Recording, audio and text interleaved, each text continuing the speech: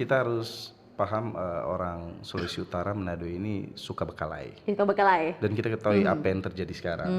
Silat menjadi salah satu media untuk bagaimana orang mengajak anak-anak muda ini untuk ini ya, daripada mau bekalai di jalan dan lain-lain, lebih baik lewat media ini, lewat organisasi ini, lewat cabang olahraga ini, tahu-tahu kelebihan dari ini yang bekalai ini bisa jadi positif, bahkan bisa membawa nama harum Sulut dan membawa nama harum keluarga. Itu yang menjadi setidaknya kita rasa event ini pas di timing yang tepat. Bagaimana supaya generasi muda lebih concern ke arah generasi muda, bagaimana bisa melihat silat ini dari sisi positif. Daripada babak belur sia-sia gitu ya.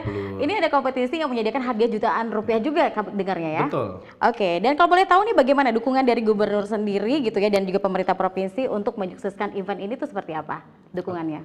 Oke, dari Pak Gubernur yang pastinya untuk kegiatan ini akan dikawal dan nantinya untuk para peserta juga, untuk place tempat juga, lalu nanti rekomendasi tempat, izin kegiatan dan lain-lain itu akan di backup secara langsung dan nanti pastinya juga dari jawara-jawara ini juga nanti pasti akan jadi catatan perhatian, nanti akan dikawal dari rumah daripada seluruh cabang olahraga yaitu KONI Sulawesi Utara sendiri dari provinsi akan dipantau.